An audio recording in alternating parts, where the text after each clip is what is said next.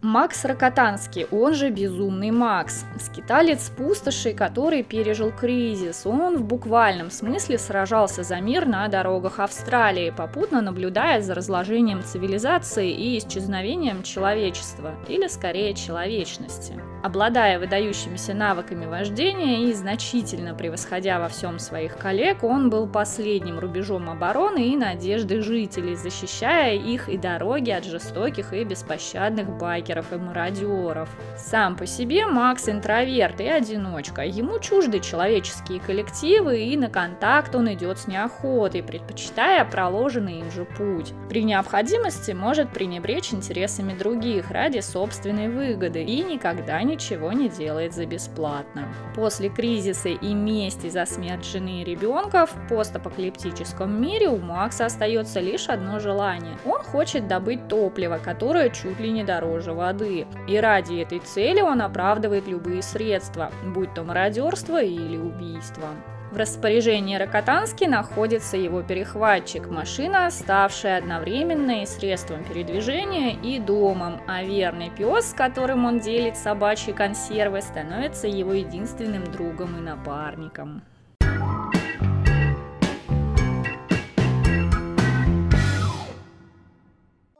В начале 2022 года компания Premier Toys выпустила фигурку Wasteland Gladiator. В стандартной коробке для фигурок масштаба 1/6, выполненной в коричнево-красных цветах с изображением Безумного Макса на крышке, предупреждением и изображением перехватчика в виде силуэта на задней стороне, находятся два блистера, дополнительно обернутые картонным замком с названием фигурки на фоне арта с перехватчиком. Вероятно, что компания не получила лицензию на оригинальный тайтл, поэтому Макс превратился в гладиатора пустоши.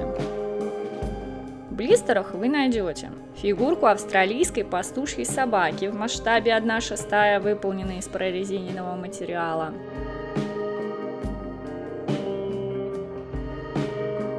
Три сменные кисти без перчаток в дополнение к двум уже имеющимся на фигурке в перчатках. Двуствольный обрез.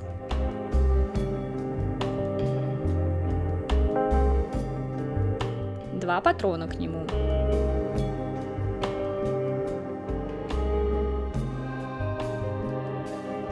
Сапожный нож, топорик, ключ для гидранта, бинокль с ремешком,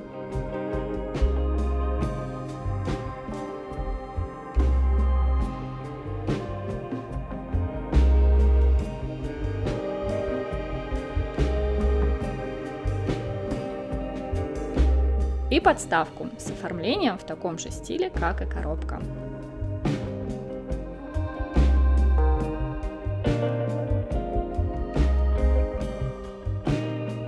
Скульпт лица фигурки является копией внешности актера Мэла Гибсона, сыгравшего в классической трилогии Безумного Макса.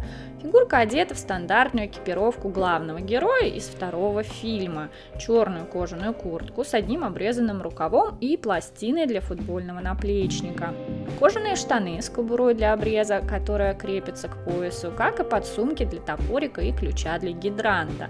Также плечевой ремень, к которому в свою очередь цепляется разводной ключ 150 мм.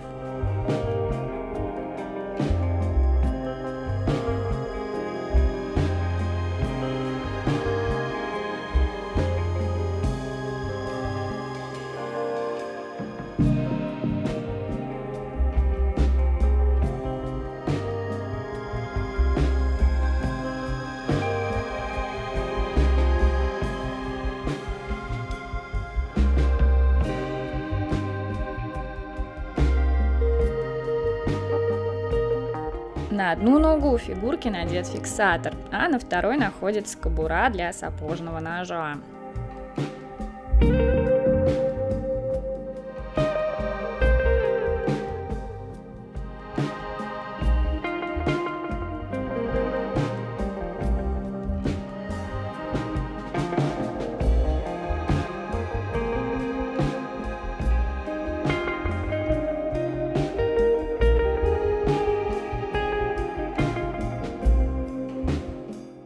Фигурка имеет 30 точек артикуляции, что позволяет придавать ей различные позы, а благодаря подставке, идущей в комплекте, позы могут быть более динамичными.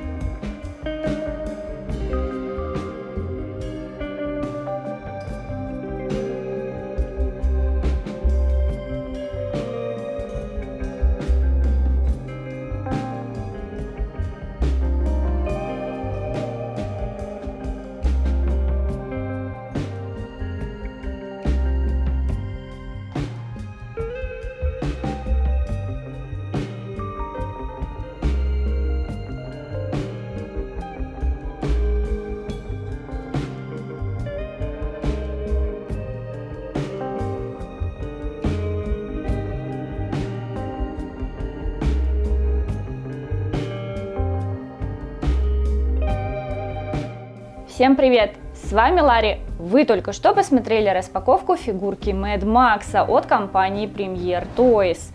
Я расскажу про ее плюсы и минусы, а также хочу напомнить, что мы есть в других соцсетях. Не забудь подписаться. А мы переходим к оценке. Итак, что же получилось у Premier Toys? К слову сказать, это первая фигурка от них у нас на обзоре, поэтому давайте разбираться по порядку. Первое. И для меня в данном случае очень важное – скульпт. Как по мне, не дотянули, могли бы лучше, но имеем, что имеем. Я не говорю, что фу, совсем не похож. Похож, но вспомните тех же малоизвестных Биг Чиф и их Бондов. Если вдруг не видели, сходите обязательно потом посмотрите, и вы поймете мою претензию. Второе. Телоид. Где-то он гнется на ура. Где-то прям с треском, как в ноге, которая в ортезе. Но тут, может быть, так и задумано. А в руках-то он что такой тугой? С другой стороны, телоид всегда можно заменить. И Алик вам тут, например, в помощь. Третье. Это отсутствие инструкции.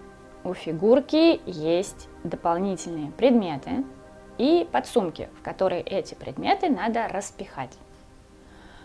И пойди, пойми, как они туда запихиваются. Ой, ну можно посмотреть в интернете промо-фотки или пересмотреть фильм. Так, а если я увезла фигурку в тайгу и сижу там с комарами, играю в Mad Max, мне что делать? Ну нет у меня интернета, вот мне что делать? Нет, я серьезно, я тупая. Я их засунула неправильно. Ну вот неправильно. Можете отмотать назад до момента перед оценкой и посмотреть, как оно там смешно выглядит. К слову сказать, вот так оно должно выглядеть на самом деле. Какой-то он больно чистый.